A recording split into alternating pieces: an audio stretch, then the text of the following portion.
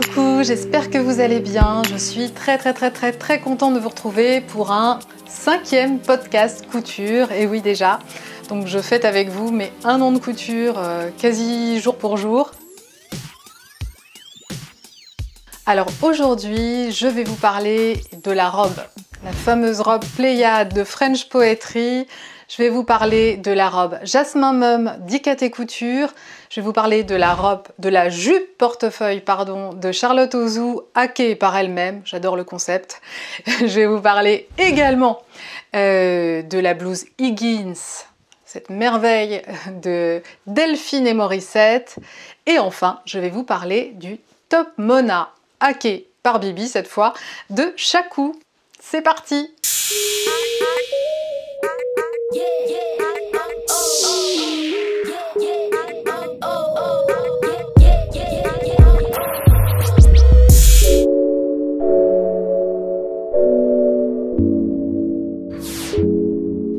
Alors j'ai décidé là pour une fois de vous amener côté un peu bordel, côté un petit peu atelier, voilà, de changer un petit peu. On est toujours dans la même pièce, mais voilà, je me retrouve juste devant ma surjeteuse, dans mon joyeux bordel, pour vous parler donc en numéro 1. Alors en numéro 1, je vais vous parler de la robe Pléiade de French Poetry. Alors la robe Pléiade, vous pouvez acheter la planche numéro 1 ou la planche numéro 2, ou les deux. Mais à chaque fois, il y a un nombre de possibilités incroyables. Donc moi, je vais vous présenter la planche 1 que j'ai achetée en version PDF. C'est une robe avec un décolleté en V, avec des fronces aux épaules et aux manches. Une jupe simple ou une jupe avec un volant qui peut être ajouté.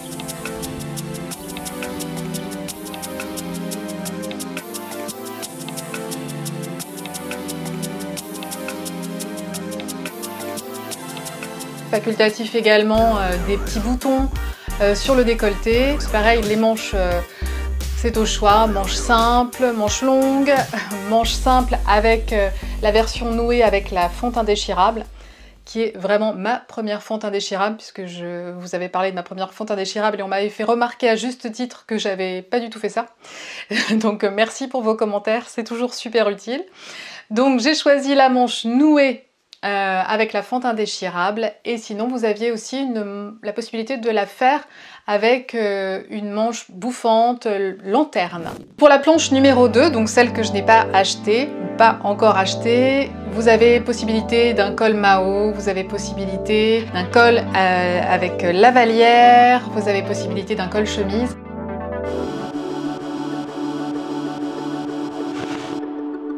Je pense que je craquerai pour la planche numéro 2 à l'occasion.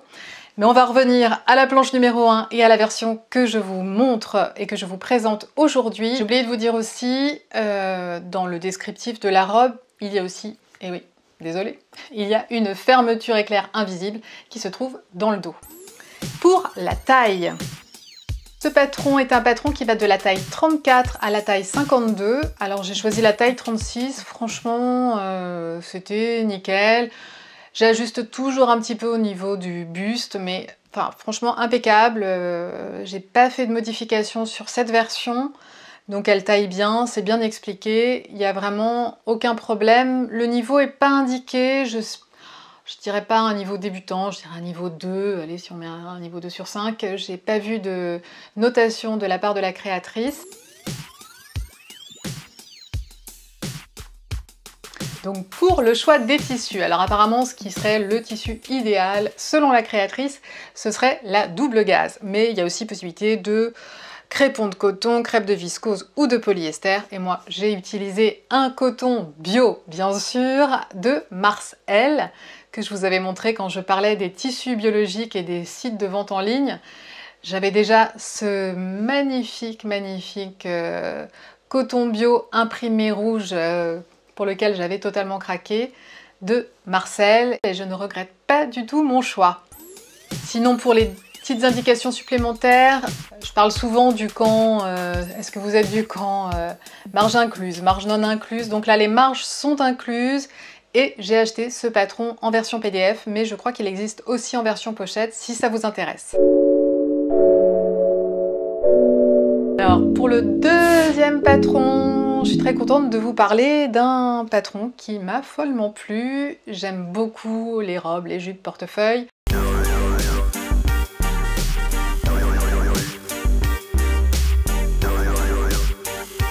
Et là, j'avoue que la version été qui était proposée dans le livre Apprendre à coudre ses vêtements et accessoires de l'atelier Charlotte Ozou, qui est un super bouquin, franchement super, parce qu'il y a des leçons de couture, il y a des patrons à taille réelle. J'ai acheté ce livre, je digresse, mais vous allez comprendre pourquoi, parce que j'ai acheté ce livre pour un perfecto en maille, donc j'ai le molleton pour le faire, je ne l'ai pas encore cousu, mais je trouvais ça une idée géniale de faire une forme perfecto comme ça pour, en matière sweat, et évidemment cette jupe portefeuille qui était plutôt estivale à l'origine, donc puisque c'était une jupe portefeuille arrondie, comme vous voyez avec les bords arrondis, et qui se fermait avec des rubans. Et comme vous pouvez le voir un peu sur le livre, cette version-là est assez courte, donc personnellement j'avais pas été tentée de la faire jusqu'à présent. En revanche, quand j'ai vu sur l'Insta de Charlotte Ozou qu'elle avait hacké son propre patron pour en faire une jupe plutôt mi-saison et voire même hiver, puisque c'est une version qui est doublée, qui est un tout petit peu plus longue et surtout qui se ferme avec des boutons. Et là j'ai totalement craqué. Alors pour les tissus ça sert à pas trop à grand chose que je vous dise ce qui est recommandé, puisqu'effectivement on était plutôt sur du coton ou des tissus plutôt légers pour la version été. La version hiver, effectivement, là j'ai choisi personnellement une gabardine noire qui était les chutes de tissu de ma toute première robe. Vous voyez comme quoi c'est incroyable, mais j'ai pu faire finalement deux patrons, et il m'en reste encore, c'est incroyable, avec ma gabardine noire. Donc le patron, en fait, vous le trouvez dans le livre, le patron de la version estivale, et vous avez les indications du hack sur le blog Charlotte Ozou. Donc il faut quand même avoir le livre pour pouvoir réaliser même cette version hackée. Pour la taille, c'est un patron qui va de la taille S à la taille XL, donc moi ça tombait bien que ce soit taille S puisque je suis entre un 36 et un 38 pour les jupes, même presque un peu plus 38, donc j'ai fait taille S et honnêtement c'est absolument nickel, j'ai respecté le hack, mais alors à la lettre, et franchement impeccable.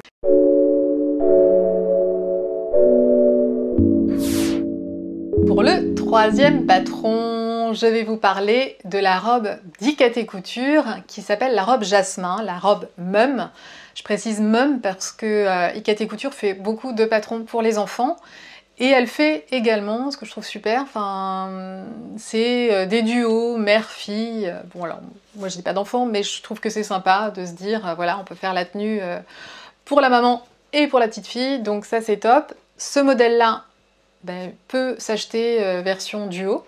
Alors pourquoi j'ai craqué? Évidemment parce que c'était un modèle de robe ou de sweat ou de pyjama. En même temps c'était en plein confinement donc finalement c'était kiff kiff quoi.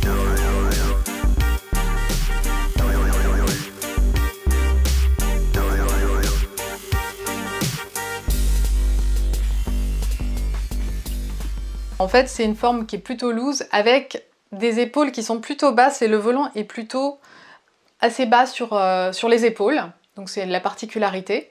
Volant qui est facultatif, hein, si vous voulez la coudre sans volant, c'est possible aussi. Donc vous l'avez compris, hein, en matière sweat, si vous souhaitez la faire pour un sweat, ou en jersey léger, si vous souhaitez en faire une chemise de nuit, ou une robe, c'est au choix. Donc finalement, j'ai opté, on va dire, pour la chemise de nuit, la grande classe. Pour la taille, c'est un patron qui va de la taille 34 à la taille 46. J'ai fait une taille 36, ça taillait très bien, sauf, je parle pour moi, vraiment, c'était pour moi trop large au niveau des manches. Les manches étaient trop loose pour moi, donc j'ai juste vraiment resserré les manches. Mais pas mal, parce que sinon je trouvais que ça grossissait un petit peu. Bon, c'est pour moi, j'ai cousu dans un jersey bio de Filetic, donc un sublime jersey bleu-gris avec des rayures rouges que j'adore. J'ai fait le masque de nuit assorti, Ah ouais, maintenant on fait des masques de jour, des masques de nuit, on s'en sort plus avec nos masques. Et ma petite touche sur la robe Jasmin Dicaté, c'est juste un petit passepoil qui est venu accompagner le volant juste sur le devant. Un passepoil qui est un rose, en lurex rose quoi en gros. Et Icaté confirme que c'est un niveau facile. Donc allez-y.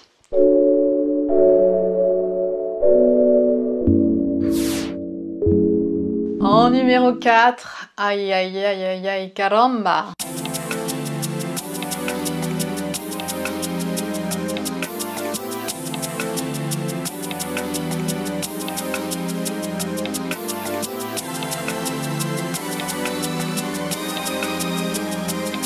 Alors là, c'est un énorme coup de foudre pour la blouse Higgins de Delphine et Morissette.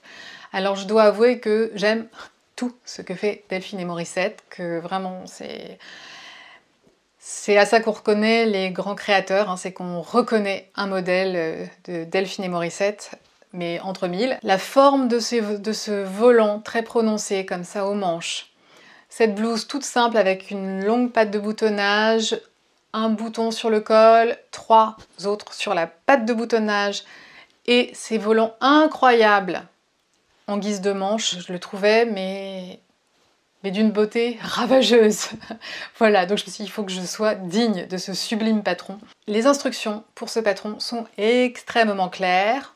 La seule petite chose, mais c'est une question plus pratique qu'autre chose parce que tout est parfait, mais vraiment tout est parfait, c'est juste qu'en fait les images ne sont pas sur le mode d'emploi du patron, il faut aller sur le blog de Delphine et Morissette où elle fait un pas à pas, c'est ce qu'elle explique, hein. Pour chacun de ses patrons, il y a un pas à pas imagé et là c'est vraiment très très clair, en plus on apprend à très bien travailler, enfin franchement c'est très simple, très bien expliqué et on sent qu'on apprend des finitions impeccables, donc merci, merci à elle. Pour la taille, c'est un patron qui va de la taille 34 à la taille 54. J'ai pris une taille 36 honnêtement, mais je n'ai fait aucune modif. C'est impeccable, ça taille super bien, ça tombe super bien. J'ai zéro réserve, vous l'avez compris. Je ne peux pas vous dire autre chose, je n'ai pas fait de la moindre modification. Il n'y a pas besoin, hein, quand c'est parfait. On ne touche à rien, surtout. Et sinon, pour les tissus... Alors, ce qui était recommandé, tissu fin avec de la tenue comme du Liberty, coton, voile de coton ou lin pas trop épais. J'ai personnellement utilisé un tissu de coton bio certifié GOTS de la marque C-Poly, la marque allemande dont je vous avais déjà parlé dans une précédente vidéo où je vous énumérais tous mes sites de vente en ligne de tissus biologiques et plus spécifiquement certifié GOTS, donc ce tissu, j'en suis amoureuse. C'est un niveau intermédiaire. Je dois vous avouer que j'ai vraiment fait une grosse prière au moment de... le moment fatidique me concernant, c'est-à-dire qu'on fait toujours la boutonnière à la fin, et c'est toujours un moment délicat me concernant, c'est ma bête noire, j'appréhende, mais de dingue, je me dis à chaque fois que je peux tout saboter au dernier moment, donc grosse angoisse. Et j'ai trouvé un super moyen. Je vous en parle parce que je pense que ça se fait sur pas mal de machines, donc je vous montre quelque chose. Mais j'ai beaucoup galéré sur les boutonnières automatiques, enfin vraiment ça ne voulait pas, j'ai vraiment essuyé des échecs terribles avec l'aiguille qui reste sur elle-même en faisant un gros nœud derrière, enfin l'horreur. Je me suis aperçue un peu tardivement qu'il fallait vraiment lire le mode d'emploi de sa machine à coudre, ça paraît le b.a.-ba, mais quand on l'a bien en main, on n'a pas tendance à le relire. Et effectivement, moi sur ma machine, j'ai une Janome, il y avait effectivement précisé quelle boutonnière correspond à quel type de tissu. Alors que moi je n'en tenais compte que pour des raisons esthétiques, donc vraiment regardez bien. Et c'est pas tout. En fait, je vous montre parce que ça se clip comme ça. Voilà, en fait, là il y a ma boutonnière, hein, comme vous l'avez sur n'importe quelle machine. Et j'avais également, avec tout mon matos que j'ai eu quand j'ai acheté ma machine, une plaque stabilisatrice Donc je crois que ça peut s'acheter en plus. Regardez, j'avais regardé pour une browser par curiosité pour voir si ça pouvait se faire en plus, et oui. Donc là c'est une plaque qui vient se clipser comme ça. Et le tissu il se trouve entre la plaque et la boutonnière. Donc il vient vraiment se situer entre les deux. Il faut sortir le fil de la canette et le fil, les deux fils en fait, et les passer entre la boutonnière et la plaque.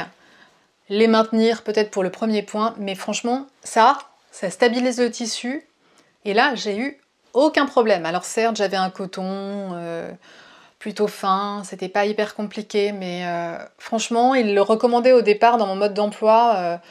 Si on l'utilise sur un ourlet ou quelque chose, bah là franchement je crois que je vais l'utiliser partout parce que ça m'a facilité la vie, mais de dingue.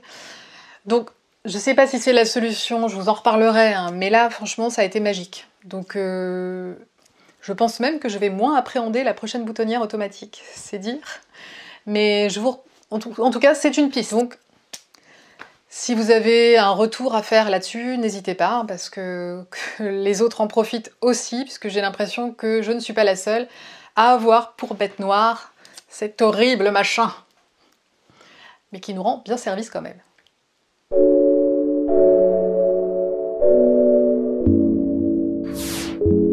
Pour le 5e patron, pour le dernier patron, je vais vous parler du Top Mona de Shaku, qui est un sublime top, avec un dos à tomber par terre, puisque vous avez en fait un nœud en haut du dos, 2 volants sur les côtés et un bas élastiqué qui font mais un dos absolument à tomber par terre. Normalement c'est prévu pour être un top.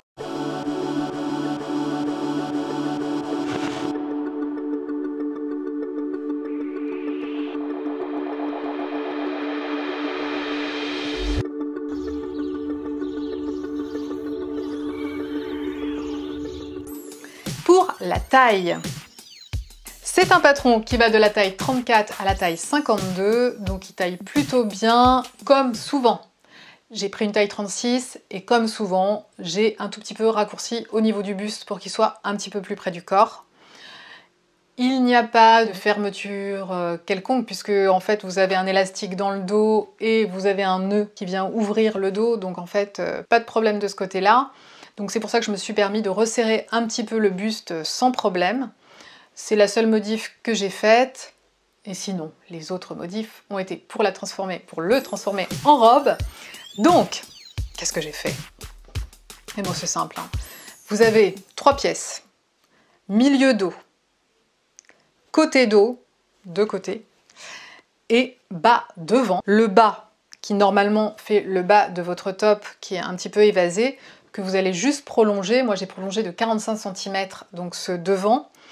Par contre, je l'ai également élargi, c'est-à-dire que j'ai mesuré la taille du devant, du corsage. J'ai multiplié par 1,5, ce qui m'a donné je ne sais plus combien de centimètres.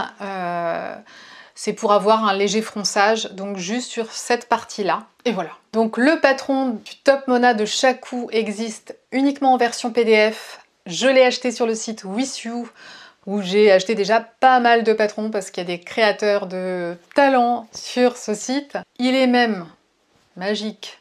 Soutien-gorge compatible, donc le patron a évolué, donc si vous l'achetez maintenant, vous aurez encore plus de possibilités que je n'en avais à ce moment-là. C'est une petite merveille de patron. Marge incluse. What else? Donc les tissus qui sont recommandés pour ce patron, c'est évidemment le coton, mais pas que, évidemment, chambray, viscose, double gaz, polyester. J'ai opté pour du coton bio certifié GOTS que j'ai trouvé il y a un petit moment déjà chez Mondial Tissu. J'étais pas habituée aux imprimés, j'avais tendance à me freiner au niveau des imprimés et à privilégier l'uni, et je crois que ce patron aura été le déclic et ce tissu aura été le déclic, et voilà, je pense que vous allez voir de nouveaux imprimés parce que j'ai bien craqué. J'ai juste une petite question pour vous, je l'ai posée en faisant un post sur YouTube, mais alors on m'a mis des likes et on m'a pas trop répondu, donc je me posais juste la question de savoir si vous aimiez ce format où je présentais plusieurs modèles ou si vous préfériez que je fasse à chaque fois que je couds un patron. En fait, c'est comme une petite fiche de lecture, mais pour un patron, j'ai cousu le patron de machin, de machine, il taille comme ci, il taille comme ça, voici mes modifs, et juste pour que ce soit plus facile pour vous de le retrouver quand vous avez envie de coudre un modèle. Donc voilà, c'était la question que je me posais. Comme j'ai pas trop eu de réponse, je me suis dit je vais présenter tous les derniers patrons que j'ai cousus, mais à l'avenir, est-ce que vous souhaiteriez qu'il y ait plus de vidéos, c'est-à-dire plus souvent et plus courtes, où je présente un modèle, ce qui vous permet, quand vous avez envie de coudre une robe pliable, de vous dire ah bah voilà, la vidéo je la retrouve plus facilement, ou si vous préférez, un peu plus de papotage autour d'une tasse de thé ou de ce que vous voulez, avec une vidéo un peu plus longue. Donc n'hésitez pas à me dire ce que vous préférez. Franchement, c'est plus pour vous que pour moi parce que j'aime beaucoup faire des longs podcasts, mais ça peut être des vidéos plus régulières et plus courtes pour que ce soit plus pratique. Donc voilà, en tout cas j'espère que ça vous a plu, je vous embrasse très fort et je vous dis à très bientôt pour un nouveau tuto, une nouvelle cousette, une nouvelle recette Beautiful. Ciao ciao, soyez créatives, bye bye. Bye bye les couturiers et les couturières, je dis les couturiers maintenant, hein. Vous avez noté quand même.